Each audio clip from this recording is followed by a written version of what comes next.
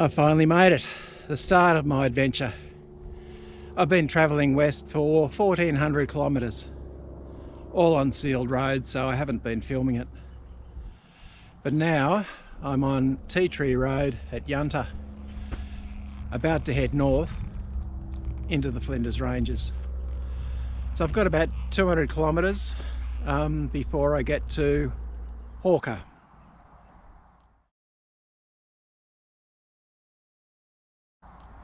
As you can see, there's all sorts of dire warnings. I've got enough fuel so that if the road really is nasty, I can turn around and come back again. The road's only been open about a week, a bit less than a week maybe. Been a lot of rain out here, all across the outback. So a lot of the roads that I thought I might be able to go on, I haven't been able to. But at least I'll be able to get to the Flinders Ranges. It's about 13 degrees C. Cool, but it's not raining, so that's all that matters.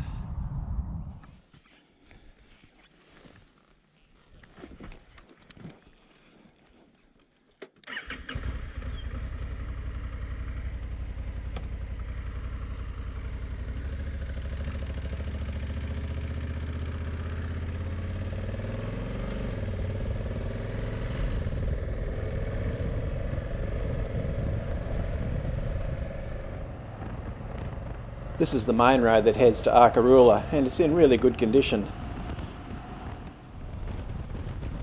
Ah, the wide open spaces, with nothing on the landscape but the road heading into infinity. Just what I was after. I've turned off the main road now and heading towards Hawker, and I've programmed a route in the sat-nav that I'm hoping is going to get me there without dying. A little bit of rain hanging about, the odd shower or two. Hopefully it won't be too bad.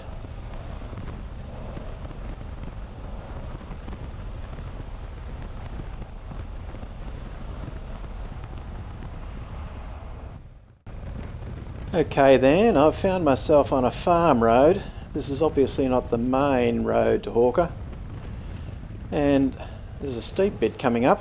Of course you can't see it on the GoPro, but it looks a bit rough. Well, up on the pegs.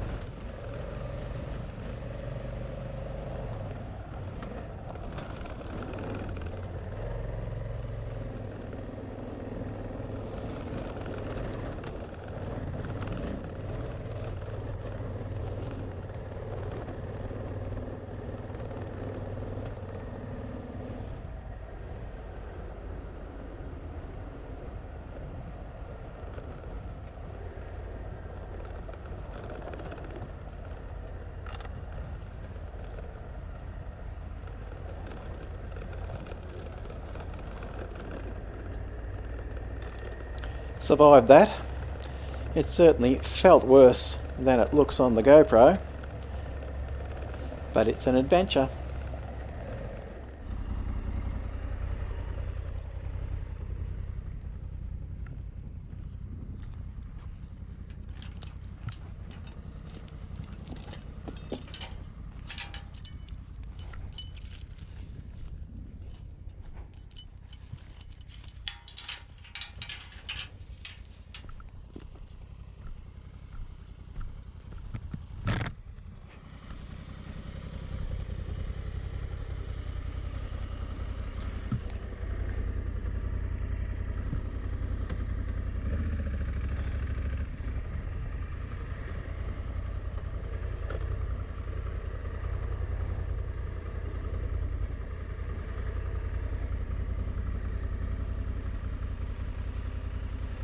Can't see it, but I'm on quite a downhill slope here, so I had to put the handbrake on, keep the bike from rolling off the side stand.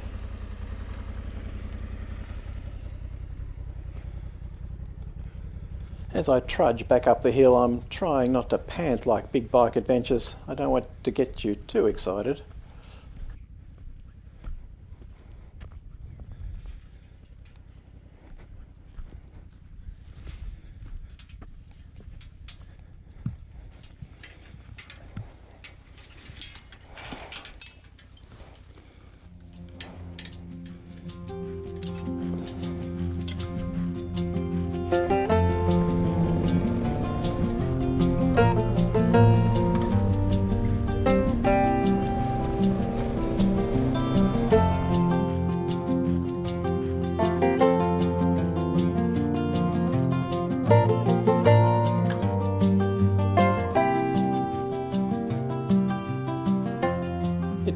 very pretty out here. I'm the only one around. There hasn't been another car in sight. I'm staying at Hawker for 2 nights and I'm going to do the SkyTrek loop tomorrow.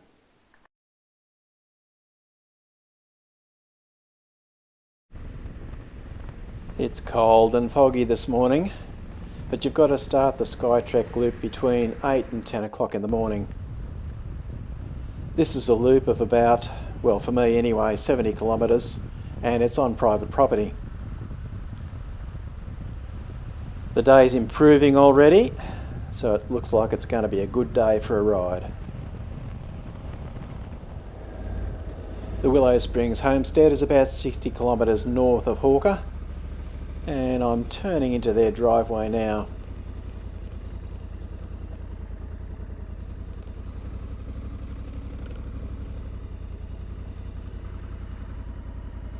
It costs $50 for a motorcycle to go around this loop in this private property, but I think it's well worth it.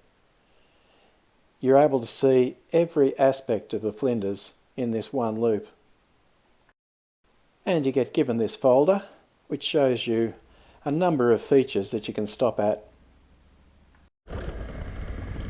There's an optional hard section on this loop, and you're given a key to get through a gate to do it. I've opted out of that. I'm solo riding. I don't need the extra pain of maybe dropping the bike in the rocks. The loop that I'm doing will be 70 kilometres. I'm certainly not going to be showing you all the things to see or all the features of this ride. There are plenty of good YouTube videos that show you the full track. Check out Brent Pearson, for example. It's a very rough, rocky road, and you can really only travel slowly, which is fine because this is about the scenery.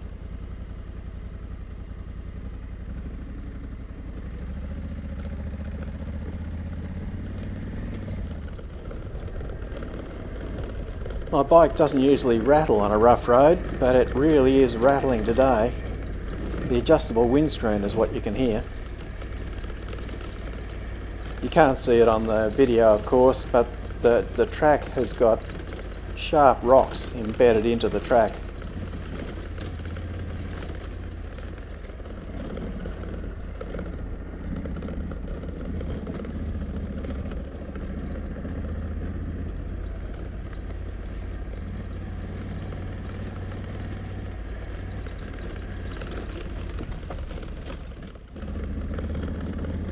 There are sections of the track where you basically follow a dry riverbed, and then other sections when you come out into the open spaces. It's really quite varied.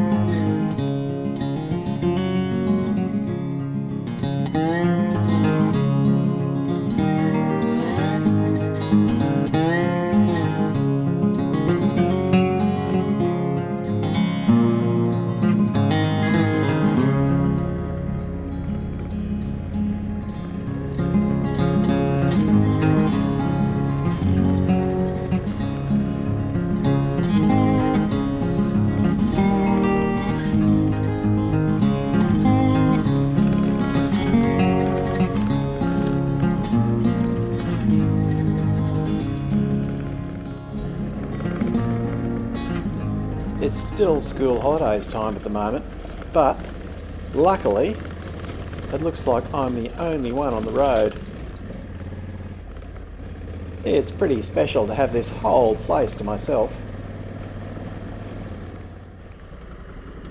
This is still a working farm, and so the only downside to this whole loop is there are quite a lot of gates.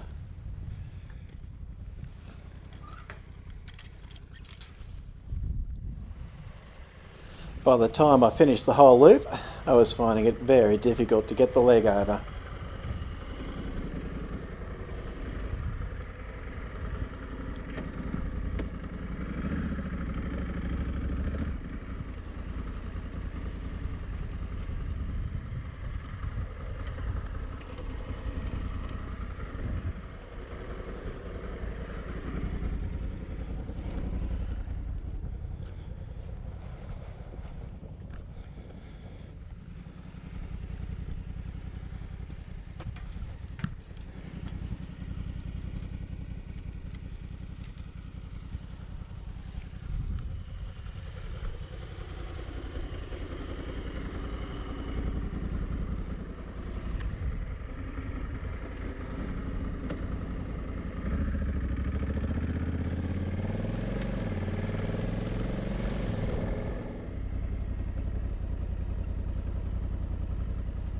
This is called Moxham's hut, and it's incredible to realise that it was permanently occupied until the early 1960s.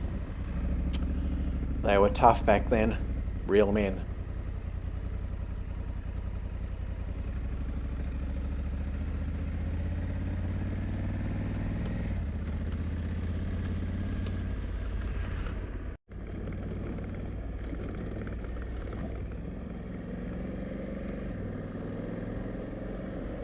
There are a few emus around this area, but I didn't manage to get them on the video.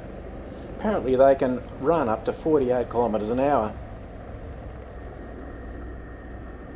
The male is left to incubate the eggs, which takes up to 8 weeks, and after the eggs are hatched, he looks after them for another 18 months.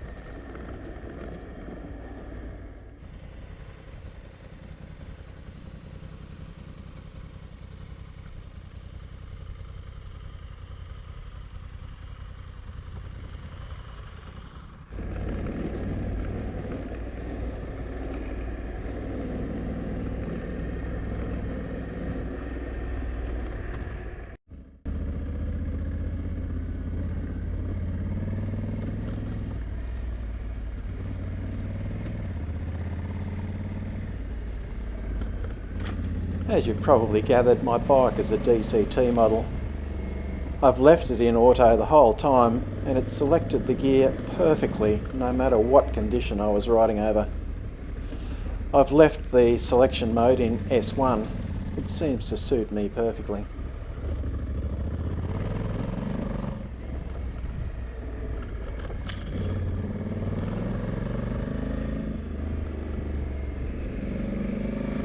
I have a Motoz GPS tyre on the rear and a Metzeler Anarchy Wild on the front. I chose the Anarchy Wild for this trip because it's a mild knobby and I was expecting a little bit of dampness here and there. That expectation proves correct. You'll see that in the next video.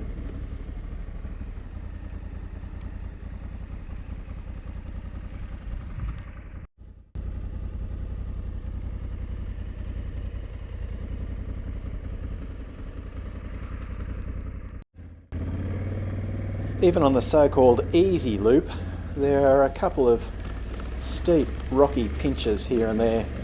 This is one of them. Again, the GoPro just smooths it out. But it's a bit of a challenge, particularly coming down. This white soil section was particularly rough.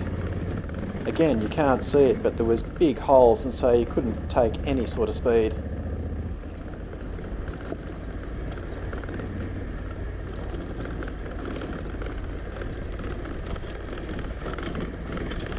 Coming down the hill was a bit of a challenge as well, with all the rocks.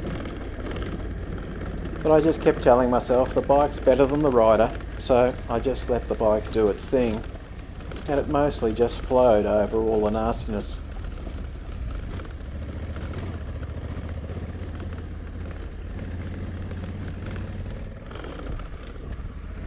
It's these little gullies that are the biggest challenge.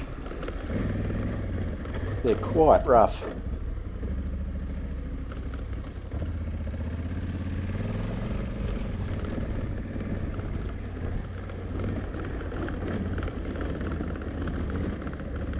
It was along this section that I started to get a little bit worried because the engine kept cutting out and I was thinking, what the hell's going on? It wasn't the DCT playing up.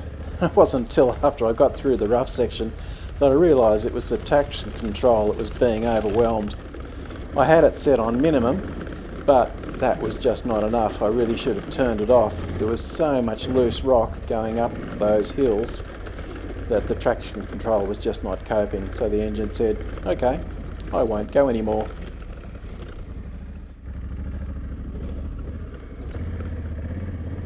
Anyway, the moral of the story is even if you take the so-called easy loop and leave the hard bit out, there are still these couple of challenging sections up and down. So it's still an adventure.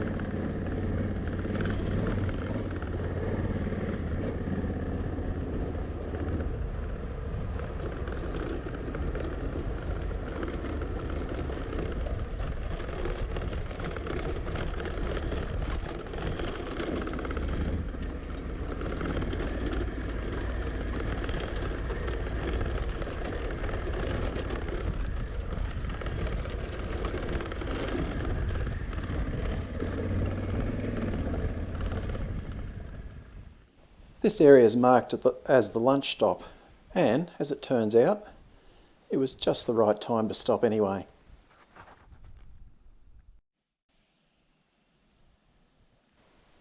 Snakes and a nut bar for lunch.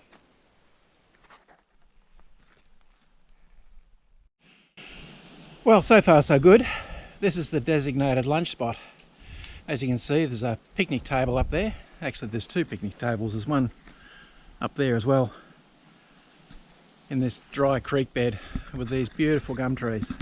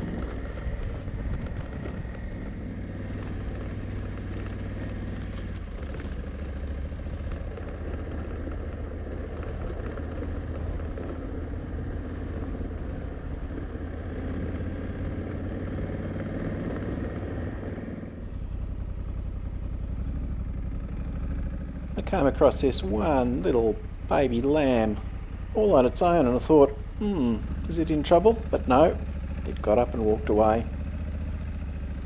Later I found its family.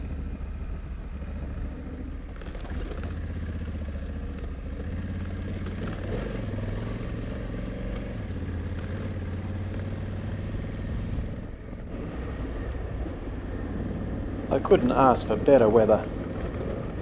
Beautiful blue sky, 15 degrees C, and I have the whole place to myself. Perfect.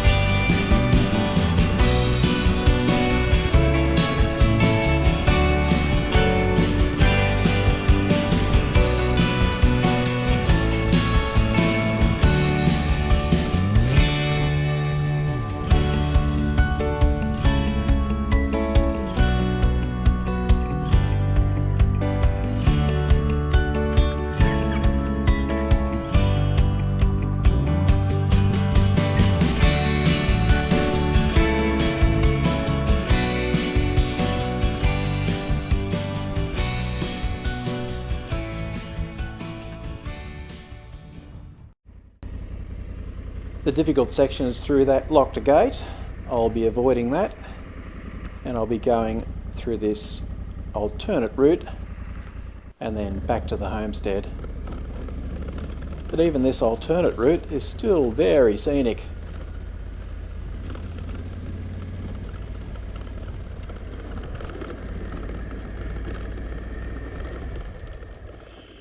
Well, I'm nearly back to the start. As you can see, I took the chicken track, which I'm glad I did, because for this old bloke with dodgy shoulders and dodgy knees, and being unfit as well, the loop that I did without doing that hard section was just enough. There were some hard sections still though. That's not just a walk in the park. But I'm glad I did it. It was just long enough. And with the stops for photos and lunch and dronage, it's taken me 3.5 hours. So, well worth it.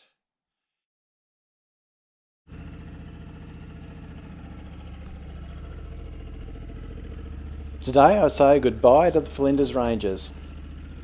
I'm heading north to Maree and then Mungarani tonight. It's 270-ish kilometres to Maree on bitumen, and then about another 200 kilometres on the Birdsville track to Mungarani. But that's for the next adventure. Look out for the next video to come, where I make it to Birdsville, my final destination, and I almost die.